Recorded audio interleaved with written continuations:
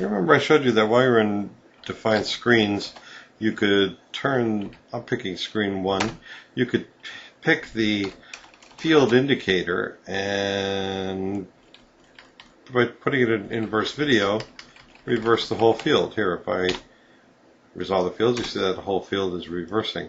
That's fine. Well, I called it a field indicator. Why didn't I just call it an asterisk? Well, because there are a couple other field indicators. I'm going to show you one more now. There are only really two more. I'm going to show you one more now.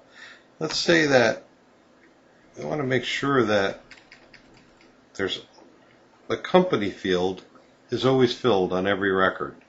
We could do that in a very gross kind of crude way by changing this field indicator to a %. We're on screen 1 and we changed it to a %. Instead of an asterisk, it's a field indicator. If we put an asterisk, percent over here, it doesn't mean anything. Just like if we put an asterisk over here, it would just show up on the screen, it wouldn't do anything. It's just useless. But because it's next to a field number, the percentage means something. This %3 means not only do I want field 3 to be available and updatable on this screen, I want it to be a must-fill field.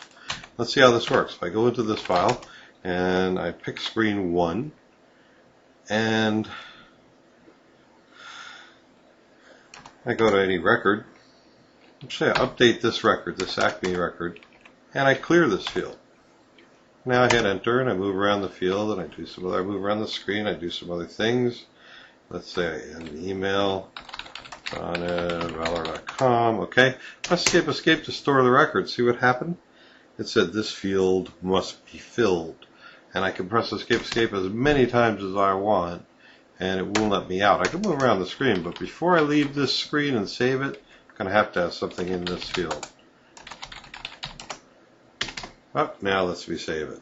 This is not true if I were to switch screens by pressing 0 and go to screen 0. Now if I press update and I clear this field and I press escape, perfectly fine. Screen 0 doesn't have a % field indicator on it. It has a regular asterisk. We only put it on screen 1. So on some screens, some fields can be mandatory and others not.